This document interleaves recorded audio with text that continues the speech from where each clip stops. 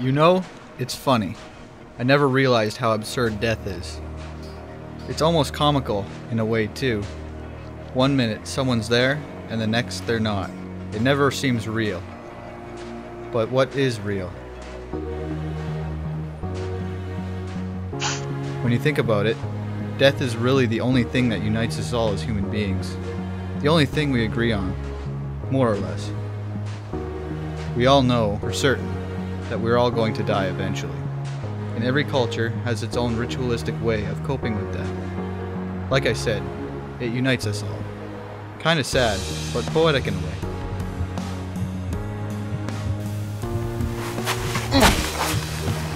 How long has it been since I've slept? I can't even remember. Must be nice.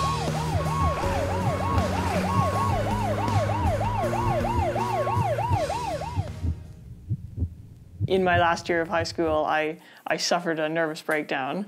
I was hospitalized for 7 weeks.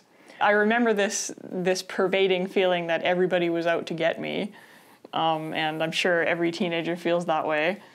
And also that I wasn't going to get into a good university because I wouldn't have good enough marks, and so I think that's part of the reason I had this psychotic break, because I was sort of staying up until all hours just working on school assignments, working on my art and stuff like that. And then I also remember feeling like, okay, if I'm going to be a professional artist, I have to learn how to draw everything in the entire world perfectly before I graduate from high school, because after that, all bets are off. It's all over.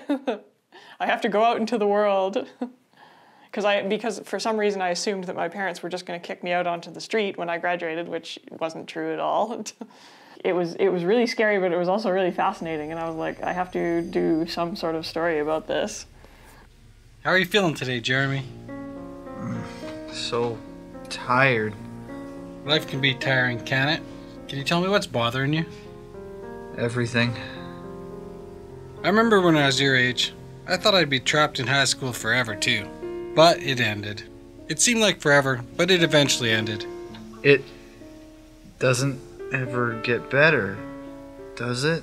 Of course it does.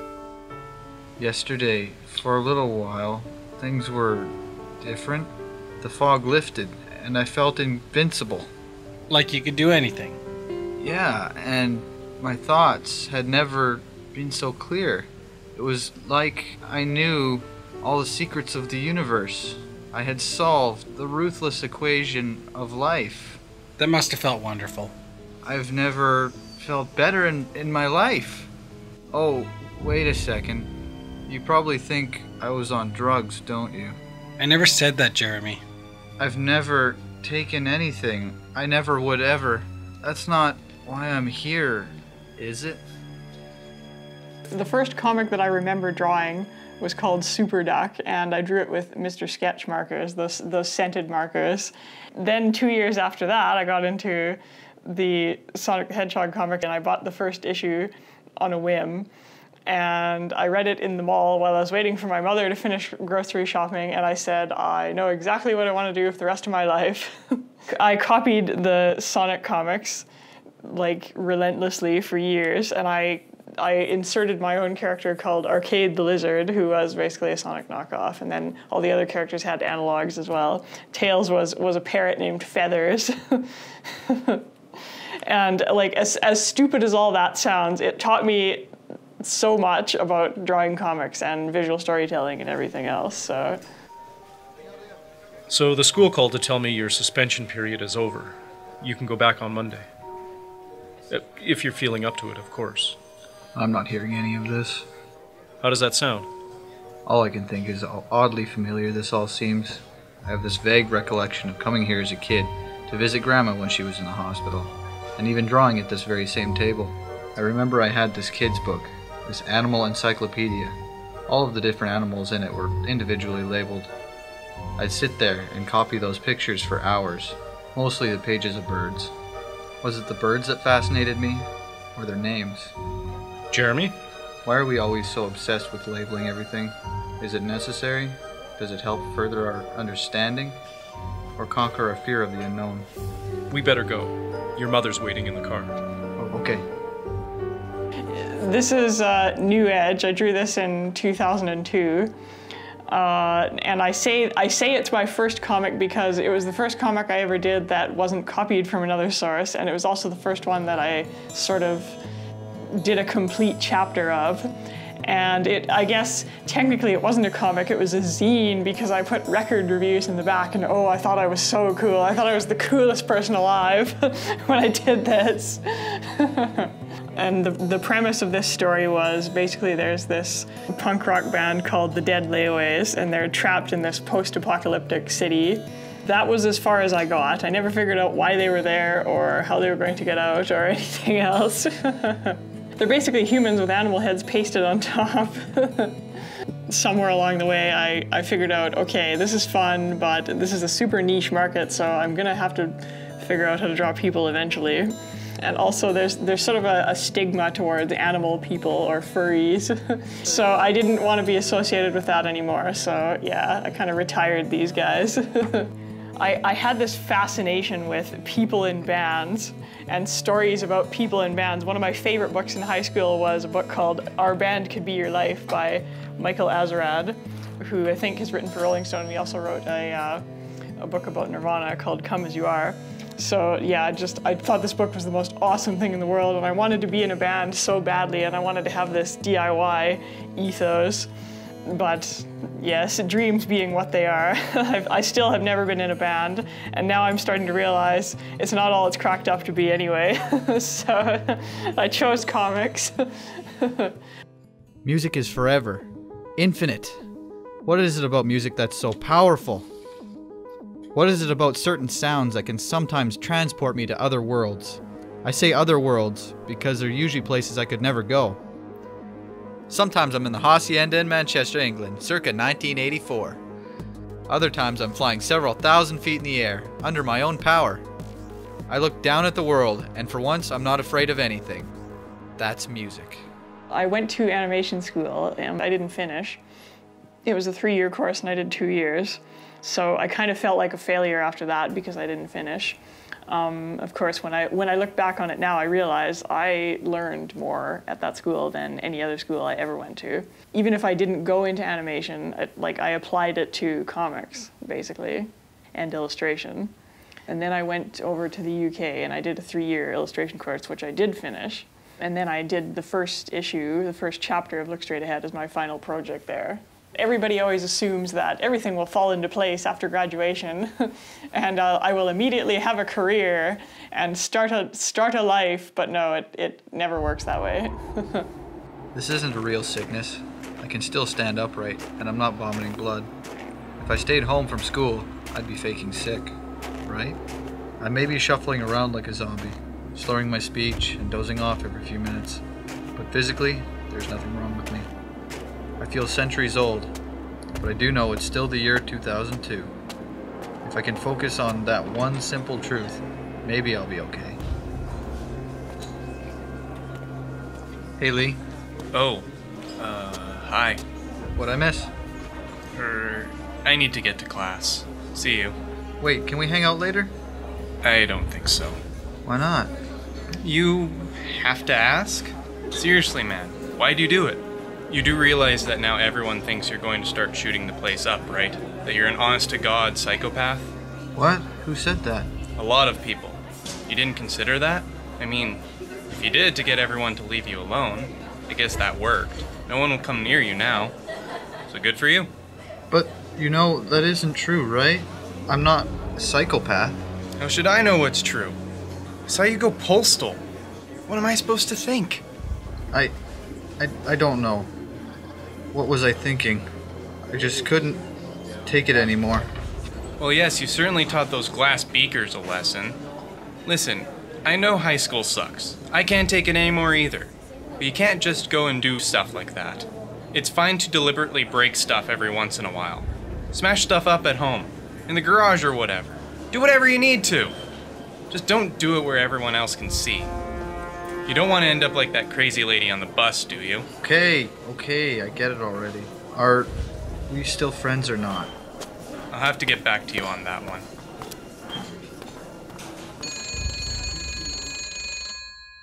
Jeremy was just a character that I had been drawing in my sketchbooks, again, since around the time I did New Edge, so 2002. He just looked like this really shy, awkward dude who was basically me if I was a guy. So I decided to use him for this story. And yeah, so he is basically a shy, awkward guy, and that's why he always has hair in his face and one little piece of hair sticking up. If you look through the book, you'll notice that he always has that one little piece of hair sticking up. So yeah, he's an artist, he's really shy, he's in love with a girl who doesn't know he exists, and is really depressed and doesn't know what he's going to do after high school. I never actually say what his diagnosis is because I was never given an official diagnosis, which was really frustrating at the time, but now I'm glad because it means I'm not walking around with a label for the rest of my life. So, like, some of the stuff he goes through is what I went through. It could apply to schizophrenia, it could apply to bipolar disorder. So yeah, I never really say what it is, just because I want both groups to be able to relate to it, I guess. Yeah, and I once said if I could help even just one person by doing this book, I will have done my job. And yeah, I've had emails from a lot of online readers saying thank you so much for making this. You see? No, I don't. Am I supposed to be hearing the grass grow? Seeing rainbows in the evening? All that business? I can feel and see everything, the underlying nature of all things, exactly how everything is. What we see most of the time is just a fraction of this isness, this sense of interconnectedness that pervades everything. I can see and feel every atom vibrating in perfect harmony, all just for me, and I am a part of them all. If I wanted to right now, I could turn myself into a blade of grass, or even a cat. I know exactly how it would feel to be a cat. Great. Good for you. And how does this help exactly? If I wield that kind of power, who knows what I'm capable of. Plus, I have a direct link with God. I don't think it works that way. You can't really call God up whenever you want. I do believe you were supposed to be at school an hour ago? God is not going to show. End of story. Why would he choose you for this mystic quest anyway? You think your noble artistic powers make up for all of your shortcomings? They don't. You can never hold your own in a fight. Wanna bet? Come now, don't be ridiculous. This is a pointless waste of time. Go to school. Ah!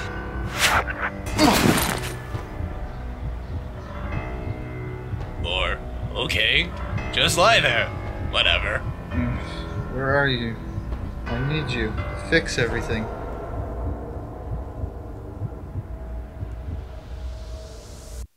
I had tried and tried and tried to interest a publisher. Most of them wouldn't even reply to me. And then I got a Xeric grant to self-publish it, and that was a thing that was started by Peter Laird, who was one of the creators of the Teenage Mutant Ninja Turtles.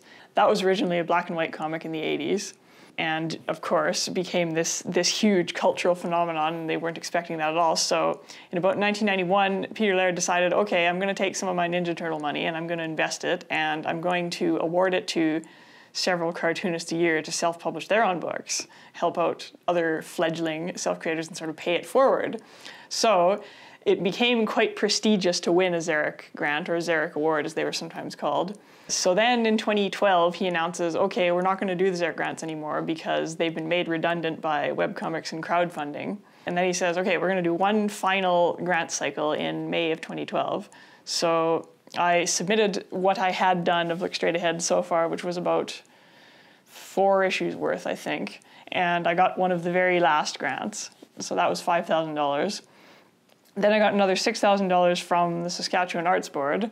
That helped a lot in the way of printing and shipping and everything. So then I was like, okay, I still have to get this thing into Diamond if I'm going to do a print run of 1,000 or what have you. So finally, I emailed this guy named Mark Arsenault from Alternative Comics, which is based out of California. Alternative Comics had a history of distributing Zarek books. So I emailed him and I said, hey, I'm one of the last Zarek Grant winners. I've done this book. What do you think? Would you be interested in distributing it? So he wrote back like 20 minutes later and was like, yes, I might be very interested. And I was like, God, finally. So yeah, without his help, it probably wouldn't have done as well as it did.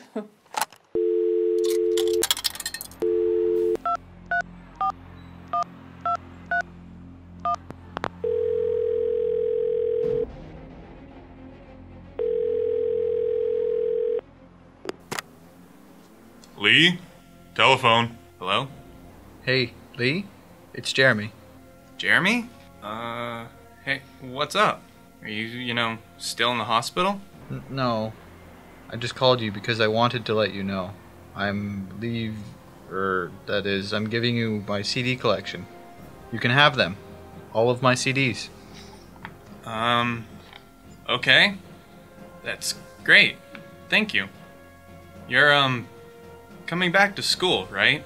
Well, I guess, yeah. Yeah, probably pretty soon. Why? I've been saving your homework for you is all. You have? Yeah, of course. Listen, about the other day. And what I said, you didn't deserve that. I was an ass. I'm sorry. It's okay. Water under the bridge. Alright, that's good. Hey, why don't you come over tomorrow and we'll play some Tony Hawk? Yeah, that would be awesome. See you then. Dude, thanks. Alright, you've said your goodbyes. Put your affairs in order. Let's go. It's time. No. No? Then what, may I ask, do you plan to do? What's left for you? You've alienated everyone at school. You've missed so many classes you can't graduate. You'll never make a living as an artist. Oh, need I remind you, no one cares about you. No, you're wrong. You may be right about other things, but you're dead wrong about that. Then I suggest you run, my boy. We'll give you a head start. He's getting away! Not without his meds, he's not. Hey! I found it amusing when Scott asked you if you had to wear a straitjacket. In my view, that'd be redundant. You're already trapped inside a world of your own making. Let go of me, you're not even real! And he doesn't listen either. Talk about redundant. It doesn't matter if I'm real or not. What matters is whether you can let go of me. On some level, you know that you need me. I'm as much a part of you as anything is. If I died, so too would your creative spirit. That's not true! Kill yourself, you coward! Oh, you'd like that, wouldn't you? I should stay alive just to spite you. You said it yourself. Existence is pointless. So give me one good reason why you should stay alive. Just one. Okay, I give up. I can't. But only because I'm already dead. My younger self dies each time I grow a year older. So I've already died 17 times. Soon this self will have to die as well. What? You idiot! And besides, if my continued existence is pointless, doesn't that mean that yours is too? No! How did you? And just like you said, if I created you, drew you, then I can also erase you. No! Oh boy!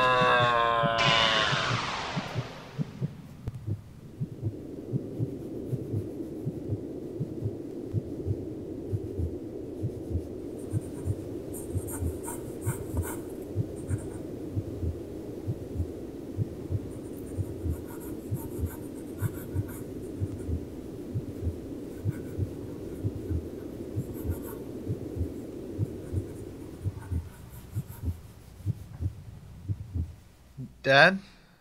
Mom?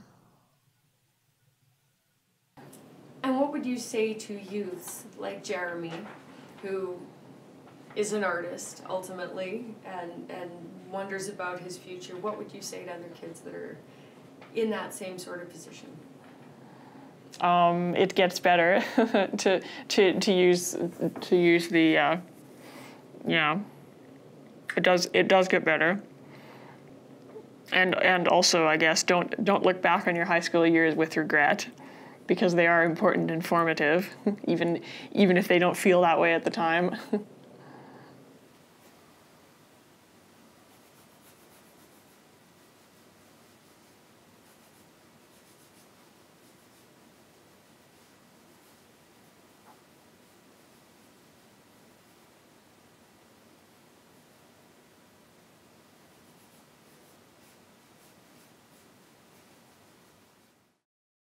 If you have program ideas that you'd like to see on Local On Demand, write us at max.local@sasktel.com.